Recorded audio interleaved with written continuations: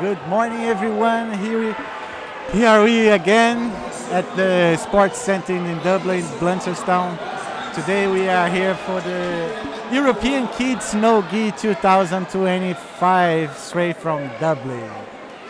Beside me, it's a pleasure to talk with Master Rodrigo Medeiros. Master.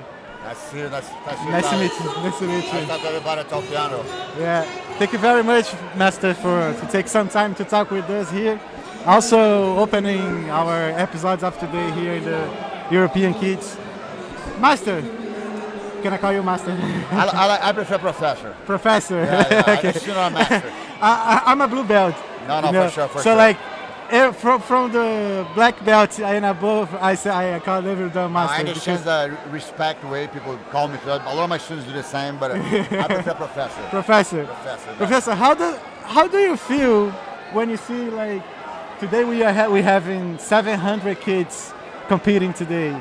How do you feel like when you see your background and your whole story in Jiu-Jitsu? How do you feel like in 2025 we have a bunch of kids competing with the sport that you help to grow? You know, it's amazing to see the evolution of the sport all over the globe.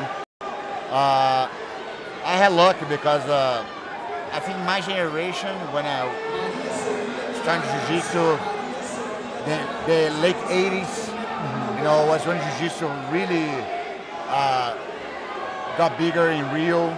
You know, got more academies. You know, there was a little organization, and beginning in the 90s, when I was already a purple belt, you know, was a big boom. You know, so the whole city in Rio de Janeiro started training, and of course different states. Then I was able to go to the United States pretty early through 1996 and move there. Yeah, I live with Master Carson Grace, you know, and we saw the evolution, the progress, you know, in the United States and eventually in Europe, you know. It's amazing to see that, you know, it's amazing. Carson one time told me that UFC, you know, MMA fight, not they say UFC, say MMA fights, and eventually BJJ will be bigger than football. You know, that's what he told me that back when we lived with him in Los Angeles back in about 1996. And I said, oh, serious? And man, it's happening. It's happening, you know, like it's amazing sport, you know, that really touch people, make people, you know, change a lot of emotions for good, you know, make friends, you know, based in discipline, based in respect. So it's amazing to see how Jiu-Jitsu is reaching, you know, people's heart and people in families. I just saw like a kid and a mother and a younger brother was watching the fights. Man, it's amazing to see that, you know, and not just this, the quality, you know, amazing performance the kids have, and you know, the technical level is just amazing to see it. So much difference from your time, the level of the kids from now. Like what do you think it's responsible for that evolution for the kids, like kids with 6 years age, 7 years age, when you see like they're like doing arm locks, like or an adults on your when your time, like. Guys, I tell you this, man. I think the whole evolution of the sport, like I just explained, I came to Dublin. I came to Dublin in 2002. The higher belt here was John Kavanagh. He was a purple belt. Okay, under SBG, you know, and he had a little school right here somewhere. And Andy Ryan, that's my student, you know, is yesterday we celebrate 20 years of his academy here, and you know, a bunch of kids today is from his academy, you know, represent Revolution team here in Europe. You know, I met him, he was a blue belt. So that was 2002. And today, man, we have several academies. I think the evolution of the technology, you know, and people more ready, families understand how important is the sport for, you know, the development of the child and adult also, you know, how many benefits Jiu-Jitsu bring. So they all these aspects help it for what we're seeing here today, you know, like everybody involved in the sport, the camps are more organized, the camps are more clean, Ibjjf, man, the first Pan American that we had in Los Angeles, not the first one, I'm sorry, the second one, 1996. Before the tournament started, we Atlas was pulling mats out of the truck to make the mat area. Then someone like, who's going to be referee? Oh, going to be me, And the 80s was even worse. But when Ibjjf started, man, it was so small. And today, man, you guys have amazing logistic, amazing organization, man. The tournaments are so well organized. It's the only tournament that I go, and I'm still competing. I'm still fighting, still competing, So, Rodrigo, you're going to fight at 2:53 on a Friday. At 2:53, you're on the mat, bro, fighting, you know what I mean? I come for time before, 5 hours sitting on the branch in the stands, to call your name. If they're going to fight at 12 o'clock, you fight at 6 p.m. So today's well organized, and they're all there help the sport the way it is, and see more people involved.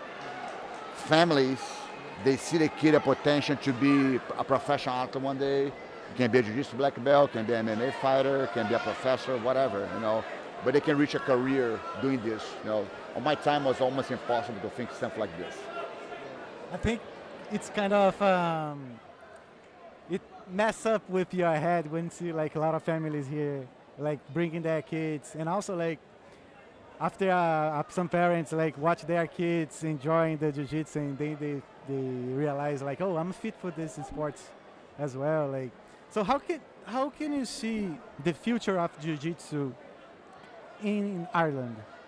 Like you saw the beginning like in 2002, so like 23 years later, you see like a lot of difference. How you see now the future of jiu-jitsu in Ireland?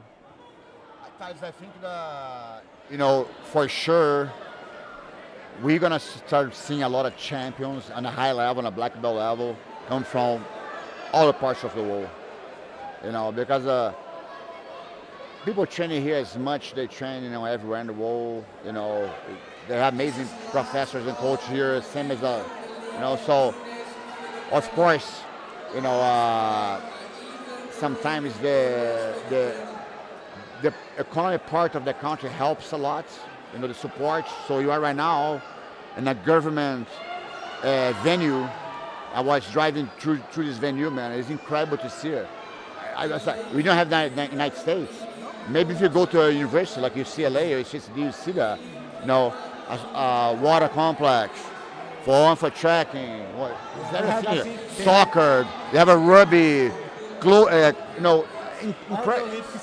incredible to watch. And by the government, anyone can come and join us. That's amazing. So this is going to have results for sure. It's going to happen. It's happening actually. But I think these kids here today, definitely, in maybe 7, 8, 10 years from now, they're going to be a black belt world champion no gi. It's more like before we were from Brazil, that was very 90%, 95% was Brazilians. Still, But right now, for example, no gis, you see a lot of black belts from different countries being champs. You see champs from everywhere, And that's it, man. It's determination, hard work, talents always help, but they put a hard work, man, and the result will come, you know what I mean? The benefits will come either way. What jiu-jitsu brings for you as a benefit is much more than a medal, much more than an armbar. It's way more spiritual, it's way more like, what, like you say you're a blue belt, man, you have a podcast, jiu-jitsu gonna help you for a podcast for sure. Exactly, it make you more confident to have your work, man, Trocar?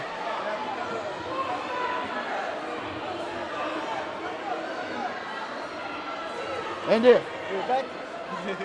No, just the camera was up. So the benefit is much bigger than just a medal or armbar or technique. No, it's much more. It's beyond that. I'm my age right now, man. How old are you? 55. Yeah. So it is man. My age right now is like I see so many things, and I still use jiu-jitsu every day of my life, all my choice, You change, of course, but you always have jiu-jitsu as a part of your personality. Yeah.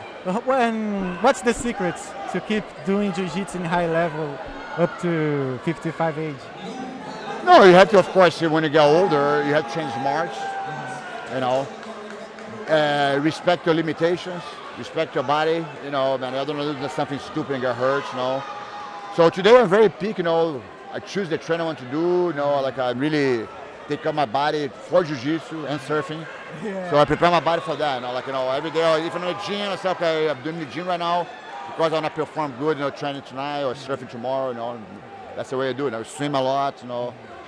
Do you think that Ireland will be in the near future like the hot spot of jiu-jitsu in the real?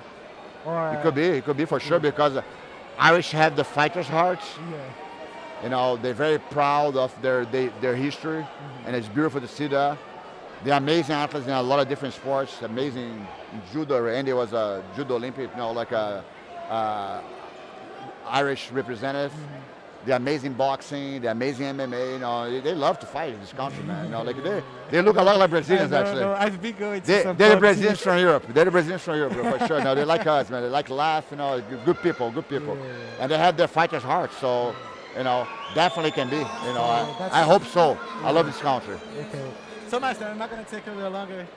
Thank you very much. Yes. How long are you going to be here in Dublin? I'm leaving tomorrow to England. Yeah, I go to Cambridge and London. But man, I've been here many times. You know, Yeah, like I hope say. to see you again and have an episode in our For podcast. sure, for sure. Like Thank you, congratulations, A real man. one with continue your whole story. For sure. Okay? So, Yes. Master, thank you very much. All right, Nice- brother. Nice to meet you. So now we're gonna have Andy, the superstar Andy. All right. Hello, Andy. How are I'm going you? to take a sip of this water, yeah? Okay. Good. So present yourself for those who doesn't know you. Yeah, Andy Ryan. I run Team Rhino, BJJ Revolution in Ireland, and I'm Rodrigo's guy in Europe. Yeah. Andy, when did you start in MMA / Jiu-Jitsu? Oh, in the early 90s. I was one of the first people in Ireland to do it. Yeah, Wow, I think wow.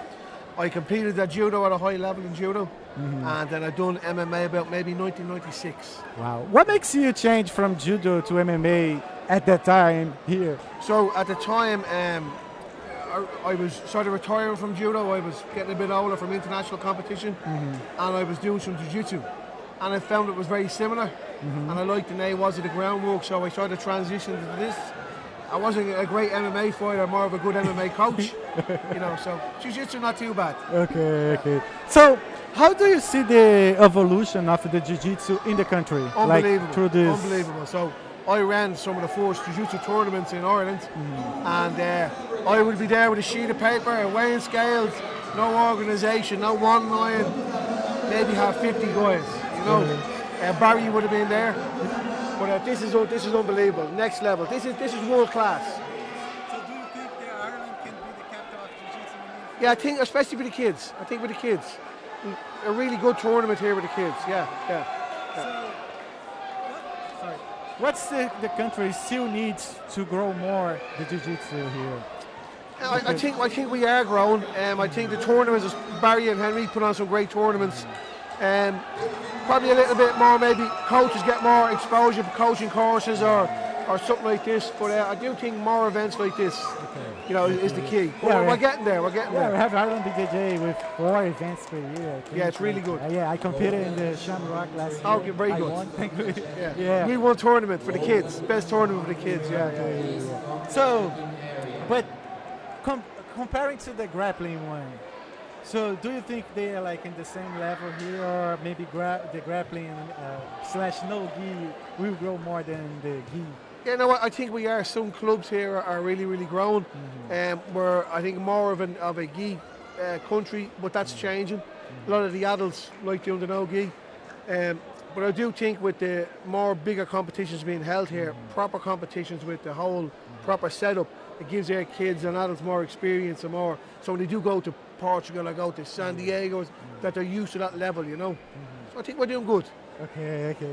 So if you have specific words to say to the future of jiu-jitsu for the people that are here on the mats, like Yeah. people at the stage at age 7, 6, and they dream to be like you in the Yeah. future.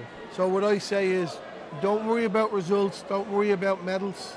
If they come, you know, it's a journey. It's not a sprint. It's a marathon. It's a long time.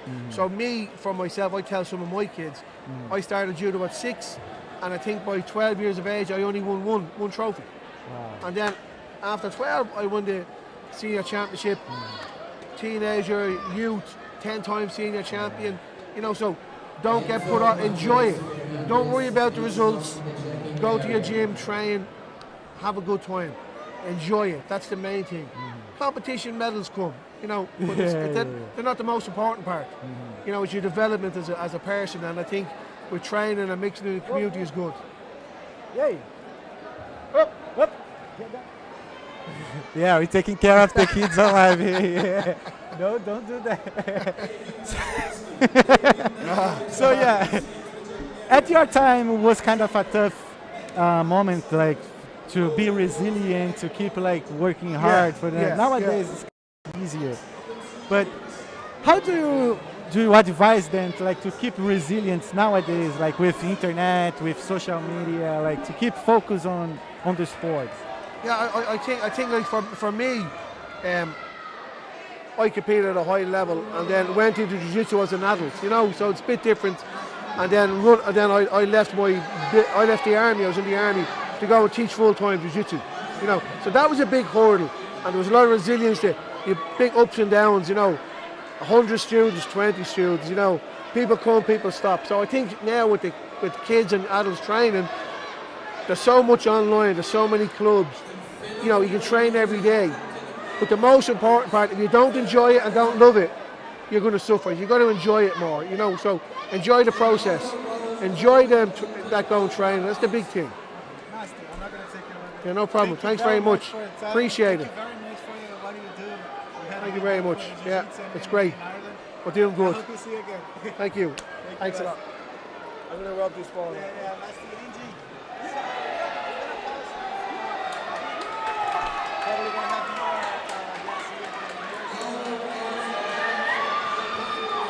Sorry, yeah. So we had now Andy Murzatsky. Wow, we just talked with two legends of Jiu-Jitsu and MMA around the world. Yeah, we're gonna have a break now. Probably gonna find more guests to come. They like the coaching for their students. Yeah, Enrique is there. I think he's coming, but let me see. But yeah, guys, don't forget to subscribe to our channel, to follow us on Instagram, Talkeando Podcast in Ireland, BJJ. So here at the European Kids No-Gi 2025 in Dublin, Ireland. Woo. Yeah, I can say I'm so excited. And the second day here with those kids like fighting their heart out. Wow. So yeah, guys, if you have any messages, questions to say, let's interact. And yeah, I hope you guys enjoy. Wow. Yeah, we're gonna take a break. We'll stay there. We'll be back in a couple minutes. Yeah, see you in a bit.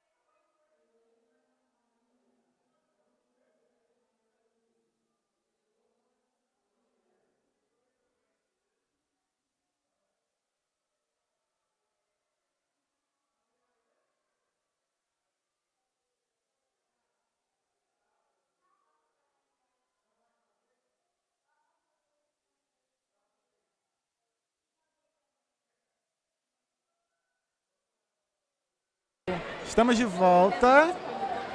Agora vamos falar em inglês. Eu tô... Aqui, ó. Fala aqui assim, ó. Só não fala perto do microfone. Fala essa distância assim. E aí, cara? Qual é teu nome? Samuel. Samuel, tu é de onde, Samuel? O quê? Você é de onde? Do Brasil, da Islândia. Da Islândia, lá em Reykjavik? E da França. E da França. Tu é de 3 lugares, cara. E essa medalha aí? O que você ganhou? Fala pra mim. Mostra pra galera lá, ó. Aqui, ó. Segurar pra tu. Ó, segura aqui, ó. Pode deixar, pode deixar. Pode soltar. Aí, segura aí. Isso, pode deixar, pode deixar. Não precisa segurar não. Isso. E aí, cara? Mostra aí a medalha lá pro pessoal, ó. Olha lá, a medalha que o Samuel ganhou. Conquistou, ganhou não, conquistou. E aí, quantas lutas tu fez? Hein? Quantas lutas? Quantas lutas você ganhou? Muito. Uma luta só? Foi uma luta? Finalizou? Como é que foi a luta? Como é que foi a luta? Foi bem. Mas como é que foi a luta? Como é que foi a luta? Como é que foi desenrolar da luta? Fala pra galera. Não sei. Cara, como é que você tá se sentindo de ser campeão europeu? Não sei também. Tá feliz? Tá se sentindo bem? Sim. Treinou muito? Sim. Como é que foi a rotina de treino?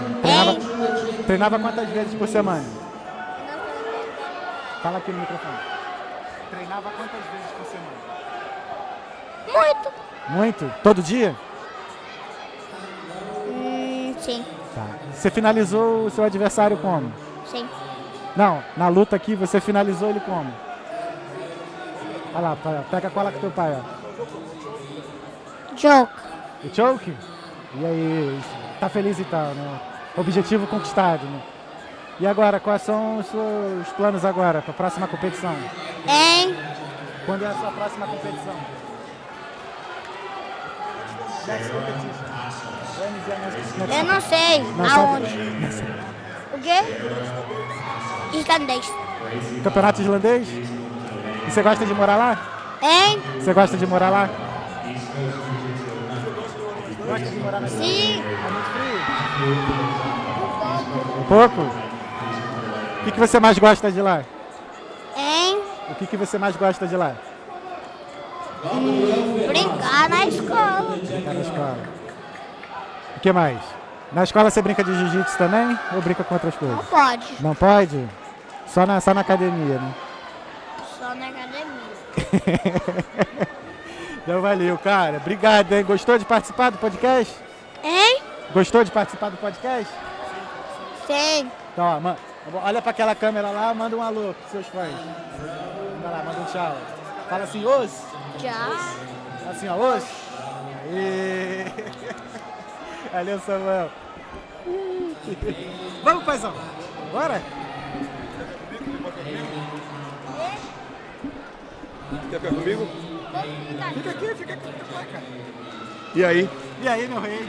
Vamos jogar duro. Eu tô aqui com o George Leite. Jorge Leite. Senta aqui, senta aqui. Agora tu pode ficar calado, né? Acabei de conhecer o George. Chega só um pouquinho mais perto aqui já. Na frente aí. Isso aí. Acabei de conhecer o George. George é da Bahia. Isso. E mora na Islândia. Mano, que rolê aleatório. Bem longe do Brasil, né? Mas é pertinho daqui. Que rolê aleatório. Eu fui pra Islândia em 2018 pra ver a Aurora Boreal. Viu a Aurora Boreal? Por 4 dias seguidos. Ah, então você deu sorte. Vi até enjoar, cara. É mesmo? Você viu as cores diferentes? Só o verde deu... Parecia uma rosinha e tal. saia cigana, assim. Eu falo que é assustadoramente lindo. É, não, é coisa de... Tá, agora tá na temporada. Começou um mês atrás, no último mês, e agora tá indo até fevereiro, março. Jorge, o jiu-jitsu se levou pra Islândia? Como é que Não, foi essa não, história? não. Eu gostaria muito de ter sido, mas não. Quer dizer, o jiu-jitsu, quem me introduziu o jiu-jitsu foi o Sami. Eu comecei no jiu-jitsu tem um ano, eu particularmente, ele tem 2 anos, eu tenho 1 ano. Porque eu vi que ele tá ficando bom e eu falei assim, não vou deixar ele me bater. Olha aí, ó, o primeiro caso, primeiro não, né, mas ó, um pai que chegou aqui, que entrou no jiu-jitsu por causa do filho. Então, Eu escutei muito de professores, né, Que traz seus filhos, que né? traz isso, que exatamente. professores falam, o pai vai lá, leva o filho, aí quando vê o filho se divertindo, se encaixa também e aí começa. Exatamente. E aí? Não, foi isso aí. Então ele começou a fazer 2 anos atrás, e aí começou a se interessar bastante, ficar bom no que estava fazendo. E aí eu me empolguei também, comecei a treinar com ele, e aí a gente treina juntos, no mesmo horário, a gente faz tudo junto. Entendi. E o que você viu que melhorou nele antes dele entrar no jiu-jitsu para depois? Isso é muito importante, boa pergunta, porque na realidade eu coloquei ele no jiu-jitsu por causa disso. Ele era muito agitado, como eu sou brasileiro, a mãe dele é francesa, e ele vai morar na Islândia, tem 3 línguas, né? Então era muito complicado para ele assimilar tudo, e ele ficava muito nervoso, sem foco. E aí um psicólogo, amigo nosso, falou assim, coloca ele numa arte marcial. E ele escolheu o jiu-jitsu assim de Brasil, porque tinha o nome Brasília Jiu-Jitsu. E aí quando a gente começou a colocar ele lá, no primeiro mês ele começou a ficar sentado. A primeira nota da gente foi ficou sentado e esperando o professor dar as orientações, que ele não conseguia fazer, dá para perceber, né? e aí depois de 3 meses, ele ficava certinho na aula. E aí eu lembro que a primeira vez que ele ficou 5 minutos sentado esperando para a vez dele, eu chorei de emoção. E a mãe dele também, porque estava funcionando. Só que aí ele desenvolveu bem, e aí a gente começou a incentivar ele a fazer, e aí até hoje ele está nisso. Tem 2 anos, né? Espero que ele faça mais tempo. E aí, mas agora, depois disso tudo, com essa sensação de ver seu filho campeão de jiu-jitsu. Rapaz, 6, vamos de 7. Rapaz, é interessante, né? Porque, por isso que eu trouxe os treinadores dele, porque eu não consigo estar do lado dele, então eu fico muito nervoso. Mas a ação é a melhor do mundo, velho. É como se eu tivesse ganhado eu mesmo, sabe? É impressionante. Já chorei, ontem já tive diarreia, já dei dor de cabeça, já me estressei, não dormi. Estava falando com a Miriam antes, falando que eu estou muito nervoso, estava aí andando de um lado pro outro. Mas é uma sensação maravilhosa, velho. Eu espero que ele continue, a gente vai fazer o máximo possível para ele continuar, incentivando ele o máximo possível. A gente é a 3ª competição do Ibjjf que a gente faz com ele.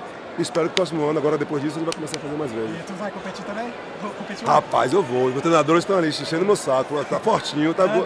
Tá bom. Eu achei que tu era treinador. Não, todo mundo acha. Todo mundo tá me chamando de sensei. Sensei, Flávio. Deixa lá. Tem cara de... Deixa aí. Mas, então agora quais são os próximos planos? Mamma mia! Então, Samuel agora vai fazer mais 2 competições esse ano, que é na Islândia. Ele vai fazer uma competição nacional da Islândia. Ele é campeão islandês de gi no gi. 2 anos seguidos, né? Ganhou ano passado e esse ano. E aí a próxima dele vai ser no final do mês um campeonato na Islândia, local, e em dezembro o nacional de gi. E aí a gente vai preparar ele para o próximo ano, a gente vai começar a fazer mais provas com ele no próximo ano. Samuel, parabéns. Boa sorte pra você nos próximos campeonatos. Valeu. Como é seu nome? Thales, prazer, velho. Prazerzão. Qualquer coisa, sucesso aí. Se for pra Islândia, me avisa. Show, pode bom? deixar. Valeu. Estamos aí. Valeu, muito obrigado. Gente. Não, pode falar. Hã? Tá, eu te quero, fala contigo daqui a pouco. Show. Deixa de se inscrever. Não, deixa de se inscrever. Caraca, que maneiro, velho. O cara colocou o filho dele no jiu-jitsu e começou no jiu-jitsu por causa do filho. Tá vendo aí como é que o jiu-jitsu muda vida de famílias? Ô mãe, não vem? Ela. Ele tá com tempo tomando antibiótico, uma dor de cabeça. Tá bom.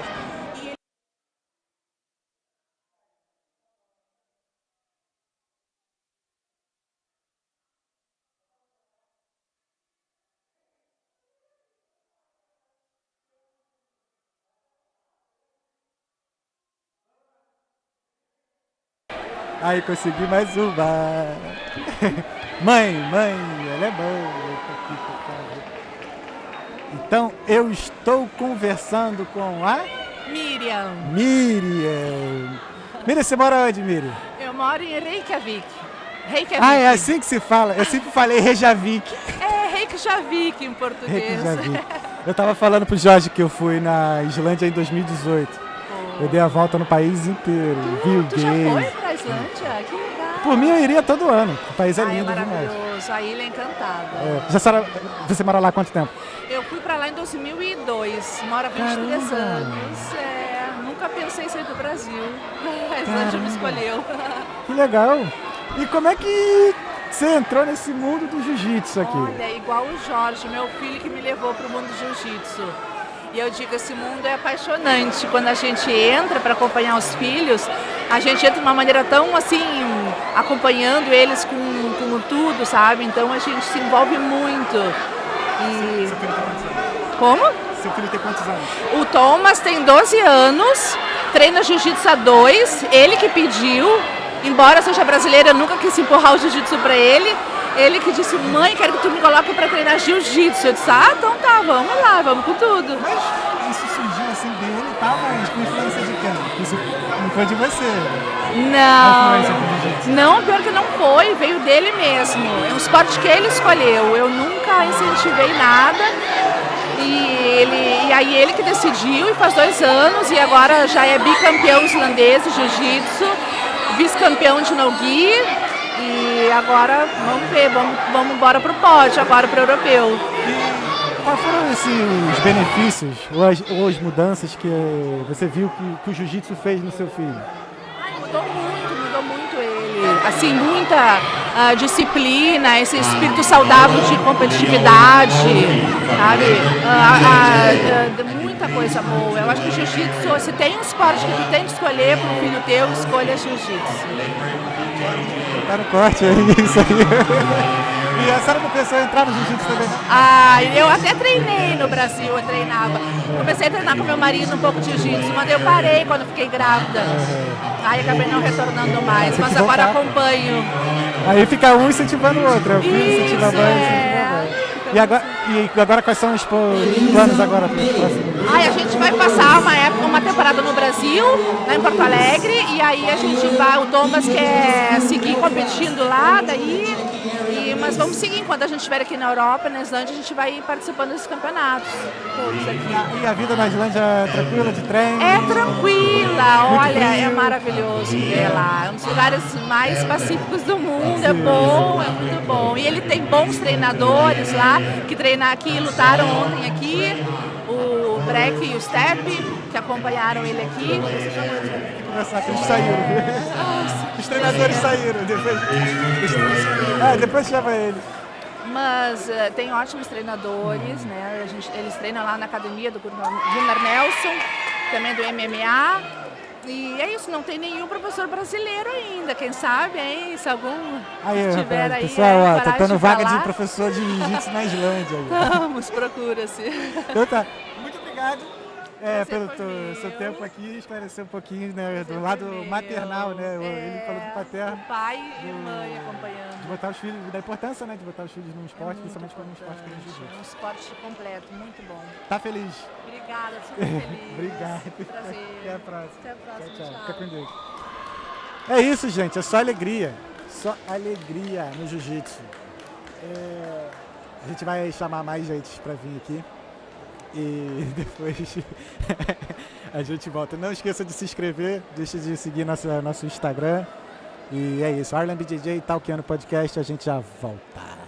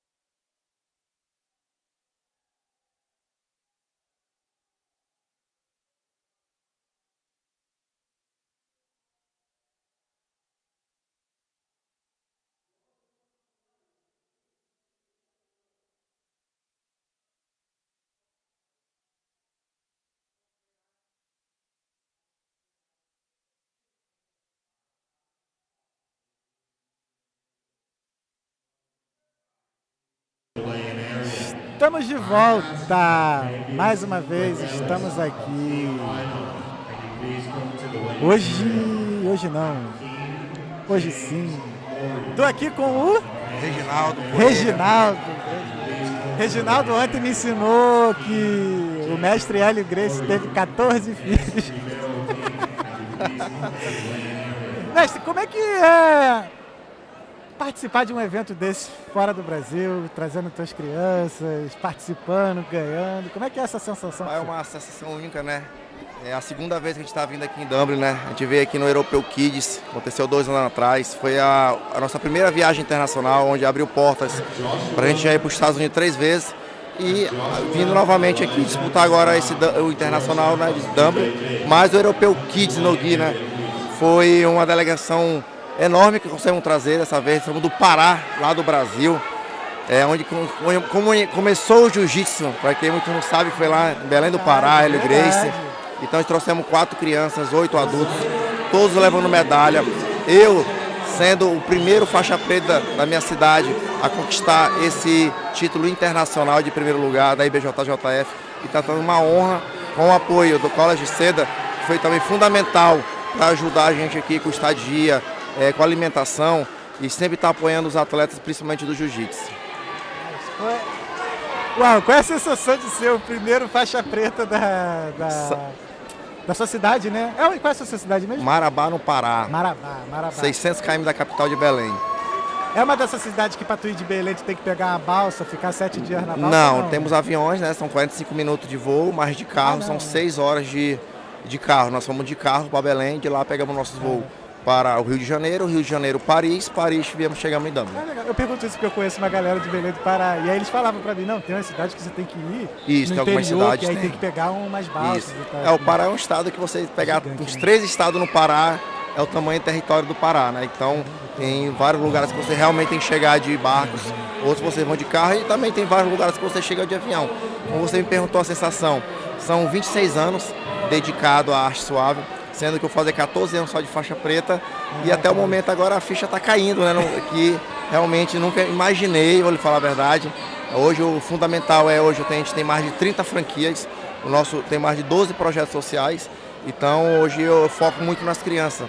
Eu prefiro que elas ganhem um título do que eu. Ganhei esse título, estou muito feliz, mas os meus alunos não todos ganharam, então eu preferia, eu trocava 1000 vezes essa medalha para eles de primeiro e ficava com deles até mesmo sem medalhas, mas eu preferia ver a minha criança com a medalha em primeiro lugar. Mestre, como é ensinar e estar ali ao lado da criança, né, passando para ela toda essa maturidade que o jiu-jitsu nos ensina, sabe? Toda essa resiliência e tal, nesse dia a dia. Né? Como é que é? Né? Quantos anos você dá aula para criança já? Vou fazer 14 anos e 26 anos de jiu-jitsu. 26 anos de jiu-jitsu, 14 anos de... Então, bagagem só tem de sobra, né? Tem um pouco. Então, como é que é, sabe? Lidar com as crianças no Brasil, no estado do Pará, né? Hoje em dia, né? Aliás, nesses 14 anos, e contribuir para a vida delas, para o futuro da vida delas. O principal, a gente às vezes muito foca, o jiu-jitsu vai mudar as crianças. Muda só o jiu-jitsu, mas não é só o jiu-jitsu. Você também tem que ser um conjunto. Você, professor, tem que se abdicar de várias situações. Você tem que se privar de vários momentos e lugares você frequentar para você ser exemplo. Se você entrar na minha rede social, você não vê nada de bebida, vê nada de álcool, nada de errado. Mas justamente você não pode ser o ídolo hoje dos seus alunos. Ele te vê lá como um pai, então a gente acompanha eles também na escola, conversa com os pais. Como eu falei, a gente trabalha com vários projetos sociais para estar treinando. Ele precisa tirar nota boa. A gente você não precisa pagar nada, mas é o único requisito, você tem que estar estudando com notas boas. Professor, mas ele tirou uma nota vermelha. Beleza, a gente dá uma chance dele recuperar. Caso ele tire novamente uma vermelha, ele é afastado dos treinos para justamente ele recuperar, voltar a estudar mais ainda e voltar a treinar. Com esse princípio, até hoje, ninguém mais está tirando nota vermelha, porque ninguém quer ficar fora do jiu-jitsu. Entendeu? Então isso a gente tenta acompanhar. A gente tem o apoio do governo do estado do Pará, do nosso governador Helder Barbalho, secretário de esporte Cássio Andrade. Hoje o governo do estado do Pará, ele investe 8 milhões por ano no esporte. Então acho que é o governo que mais investe no esporte no Brasil, certo? Então você viu hoje, patrocinou todas as passagens desses atletas, tem outras delegações do Pará também que estão representando aqui, outras bandeiras. Então, como você perguntou, é fundamental. O jiu-jitsu é tudo.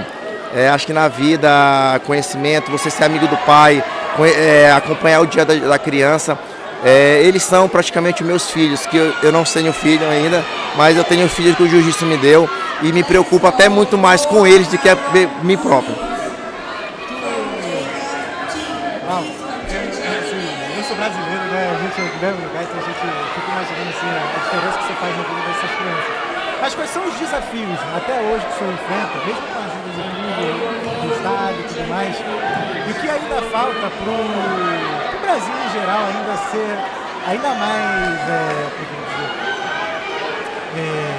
estar no top do jiu-jitsu infantil? Muita gente, às vezes, as pessoas procuram muito a reclamar, quer reclamar e cobrar. O que nós fizemos da equipe Avante, nós se organizamos. O documento, o governo, ele tem ajuda para ajudar as crianças, ajudar os atletas, mas você precisa ser documentado. O que acontece muito hoje em dia é o jiu-jitsu poluído. Eu sei lá, eu quero lutar um campeonato na Califórnia. Eu quero que o governo pague tudo, mas será que eu estou preparado para ir lá? Será que eu estou lutando outros campeonatos na minha região? Será que eu estou lutando um campeonato na minha cidade? Eu falo isso porque eu também sou presidente da Federação do Estado do Pará. Então, meus próprios alunos, para eles estar aqui hoje, eles já lutaram vários eventos para chegar aqui. E mesmo assim você vai ficar nervoso. Então, primeira coisa, nós também, professores, nós, academias, precisamos se organizar. Às vezes a gente cobra demais do governo, mas a gente não está sabendo o que dá de retorno, divulgações. Às vezes eu vejo muito no professor Mascarenhas aqui do Colégio Cedo, um cara que eu me espelho muito. Às vezes você quer um patrocínio, aí você vai procurar a rede social daquela atleta, daquela criança, daquele pai, não tem falando nada de jiu-jitsu, tem falando de músicas que poluem a mente. Então como é que você quer ser patrocinado se você não dá um retorno? E o principal, você tem que fazer uma pergunta para você mesmo. Eu quero ser atleta? Eu quero viver a vida de atleta? Eu quero me abdicar das coisas que o atleta tem que fazer? Primeiro eu tenho que saber isso para saber se realmente eu quero ser um competidor.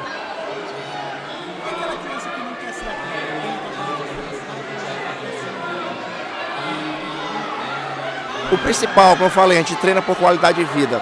Aqueles que vão se destacando, a gente vai conversando com os pais, vendo se eles querem lutar, para conhecer o mundo afora. Mas o principal, o foco nosso é a qualidade de vida, tirar essas crianças da rua, deixar longe da droga, da prostituição, do álcool. Você ser campeão no tatame, no campeonato, é consequência. Eu prefiro que você seja campeão na vida.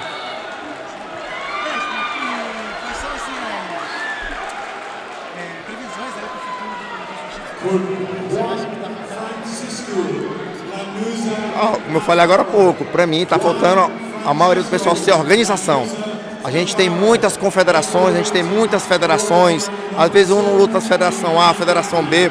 Eu acho que a gente tem que procurar um pouco mais unir, acabar aquela parte antiga, o creonte, eu não visito, a academia tem que ser suja, a academia... Não, você tem que se organizar e em busca pode ver que os americanos são topo na América, nas Olimpíadas, porque eles são organizados. Se a gente começar hoje, parar de reclamar e começar a correr atrás de melhorias, com certeza vai sair vários e vários talentos, mais ainda do Brasil.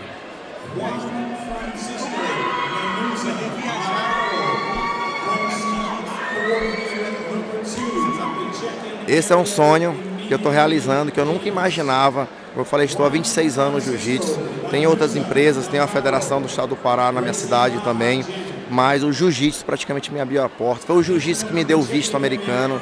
Então, como eu falei, a gente treina por qualidade de vida, mas você que quer ser atleta competidor, se tiver um pouquinho de vontade, invista. Vai em cima, porque olha onde eu estou hoje. Em Dublin, mais uma vez por causa do jiu-jitsu. A gente vai parar agora uma descansada, né? Até sexta, porque domingo já tem campeonato onde eu estou organizando na minha cidade, que é o Norte e Nordeste. Já tem 1.200 atletas inscritos. São 10 áreas de lutas que vai ter no evento. No outro final de semana eu vou ter a graduação dos meus alunos. No outro final de semana um GP na capital de Belém, onde a minha aluna, que pegou faixa preta hoje aqui, arrastou tudo aqui hoje também no campeonato, vai lutar um GP valendo R$5.000 com faixa preta de no-gi. E no outro final de semana a luta Imperatriz do Maranhão, um desafio com uma faixa preta também, é uma luta casada. Descansão para Natal e depois voltamos a treinar, porque em janeiro temos o europeu lá em Portugal, em Lisboa. Deus quiser. Bom demais.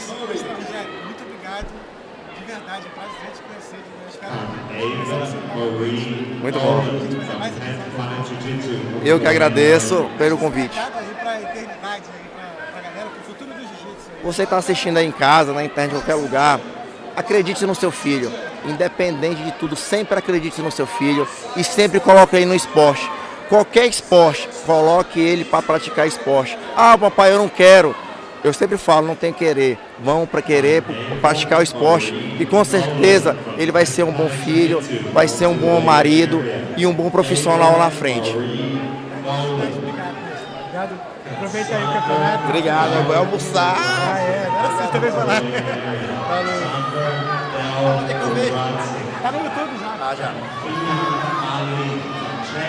É isso, time. Mais um mestre aqui, mestre Rogério, lá de Marabá, no Pará. Gente, eu acho que já estamos quase chegando nos nossos finalmente. Eu vou ver aqui como é que estão as coisas. E já voltamos já. Até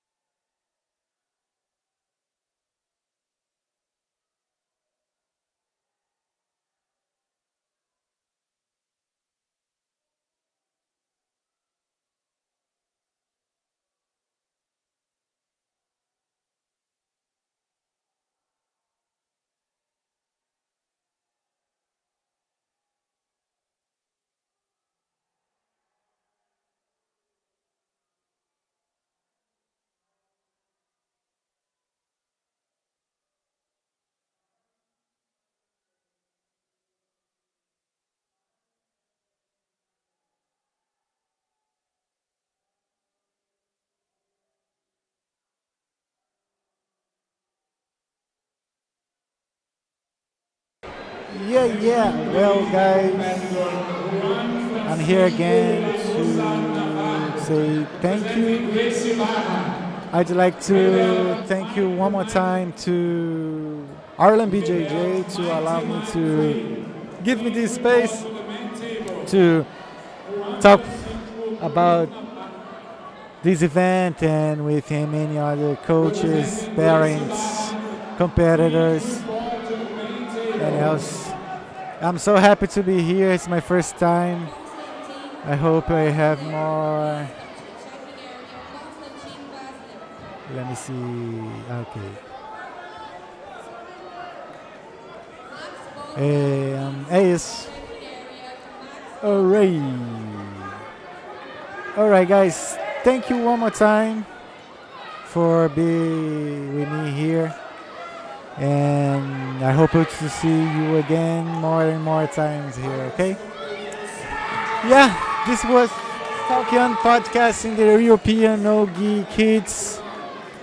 And I'll see you soon. É isso. Obrigado, pessoal. Muito obrigado por terem acompanhado até aqui. Esse foi o European Kids 2025 aqui em Dublin. E nos encontramos no próximo evento. É isso.